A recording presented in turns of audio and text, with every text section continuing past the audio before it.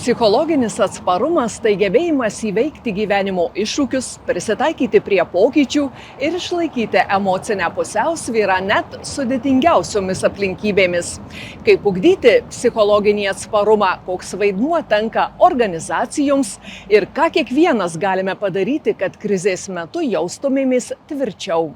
Apie tai, dažniausias klaidas ir emocinės gerovės išsaugojimo būdus kalbamės su Marijampolės visuomenės sveikatos biuro direktore, psichologe Lina Laukaitiene. Krizės metu žmonės dažnai patiria nerimą, baimę ir nežinomybę. Kaip jūsų nuomonė galima ugdyti psichologinį atsparumą dar iki krizės, kad sudėtingose situacijose būtų lengviau susidoroti su emociniais iššūkiais? Taip, iš tiesų labai geras klausimas, kadangi psichologinis atsparumas, nors ir priklauso iš dalies nuo asmens įgimtų ypatumų, tačiau jisai gali būti stiprinamas. Ir galbūt verta iš tikrųjų pasitikslinti, kasgi tas psichologinis atsparumas, tai yra paprastai kalbant kiekvieno asmens gebėjimas prisitaikyti prie kintančių sąlygų. Krizė tai yra jau ta situacija, kuomet problemos intensyvumas yra toksai didelis, kad įprasti įveikos būdai jau nebeveikia. Tai iš tikrųjų toj situacijoje, kad mes galėtumėm bent kažkiek adekvatyviai veikti ir adaptyviai prisitaikyti prie tos situacijos, labai tinkamas mąstymo modelis yra, kad ruoštis tam prieš krizę iš anksto tiesiog kasdieniniam gyvenime. Ir iš tikrųjų tai labai svarbu yra pagrindinis tas stabilaus psichologinio pagrindo kūrimas. Ir čia nėra kažkokių labai didelių stebuklų. Tai yra kasdieniniai rutina. Daugelis psichologų tikrai labai pabrėžia dabar, kad kasdieniniai rutina mums užtikrina psichologinį saugumą, stabilumą ir tas pats miegas, fizinis aktyvumas, sąveika su kitais žmonėmis, savęs pažinimas. Visa tai yra labai svarbu ir kartais mes nuvertiname šiuos dalykus, atrodo, tai tarsi įprasta, nieko labai reikšmingo, bet būtent tai labai ir nulemia, kaip krizės atveju mūsų nervų sistema reaguos ir kiek mes būsime pakankamai stabilūs arba ne. Kaip turėtų reaguoti ir veikti įstaigos bei organizacijos, siekdamos padėti darbuotojams išlaikyti emocinę pusiausvyrą krizinių situacijų metu?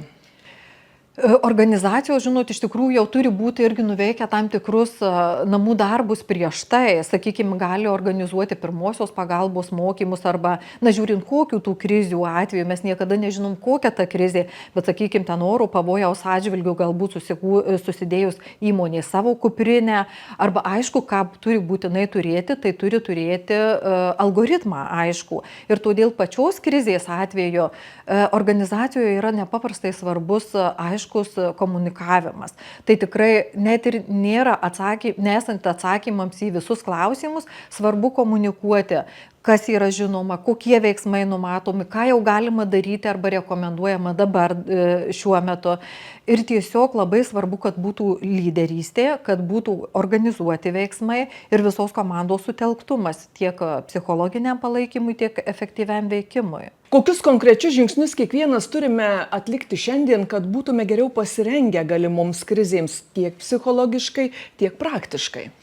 Tai iš tiesų psichologiškai, ką ir minėjome pirmo klausimo metu, kad didinti psichologinį atsparumą, suprasti savo, ypatumus, kaip mes veikiame įvairių krizių, asmeninių krizių, tiesiog stresinių situacijų metu ir būtent ieškoti atsakymų, kaip galime pagerinti tas savo įveikos strategijas, kadangi iš tikrųjų tai yra labai svarbu, ką mes pasirenkame krizės atveju. Tai ruoštis tam iki krizės yra tinkamas dalykas ir tam tinka tikrai galima konsultuoti su psichologais, galima savišvietą užsiimti. Tarp kitko, visuomenės sveikatos biurų ir yra tokia kryptis, kad prevenciškai konsultuotų psichologai asmenys būtent tam, kad jie geriau save pažintų. Ir žinoma, konkrečių praktinių veiksmų atlikimas, kaip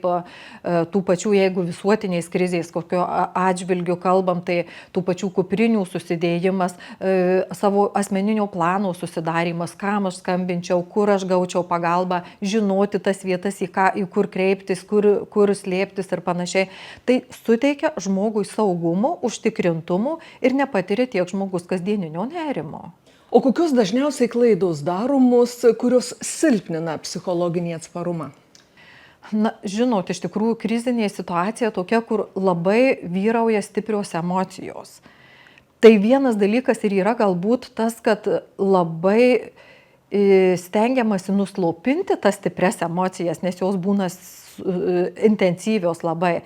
Bet iš tiesų tinkamas būdas būtų jas atpažinti ir leisti jas kaip čia atpažinti ir pripažinti ir vadovautis tokiu principu, kad stiprios emocijos krizėje yra normalu, bet jos gali būti valdomos. Stiprių emocijų metu labai nukenčia mūsų galimybė logiškai mąstyti ir todėl sunku priimti racionalius sprendimus. Tai todėl būtent krizės atveju vis tik tai sutelkti visas savo žinias ir gebėjimus, suvaldyti savo emocijas tam, kad būtų galima priimti sprendimus racionalus yra labai svarbu. Ir tam labai yra dar svarbus vienas dalykas, kadangi žmogui yra krizės atveju vienas iš poreikių suprasti, kas vyksta, informacijos jis ieško. Ir kartais ieškodami informacijos krizės atveju žmonės pasidaro savo, kaip vadinamą, meškos paslaugą. Nes jeigu per daug gilinasi į krizinės situacijos, kad tas tokias stiprių emocijų žinutes, labai neigiamas žinutes, tai dar didina nerimą. Tai irgi viena iš klaidų ir tą spręsti reikėtų tiesiog ribojant informacijos srautą. O kokį palinkėjimą duotumėt gyventojams iš tikrųjų norintiems išlaikyti tą emocinį stabilumą? Galbūt čia tiktų pasakymas, kad vis tik tai požiūris ir nusiteikimas turėtų būti lankstus ir teigiamas, nes pasiruošus blogiausiam, yra pasakęs kažkoks autorius, yra visai tinkama jaustis gerai ir tikėtis geriausio. Tai taip, kad tikėkimės geriausio, jeigu esam pasiruošę, kiek įmanoma šią minutę, tam, kas gali nutikti ir ne taip gerai.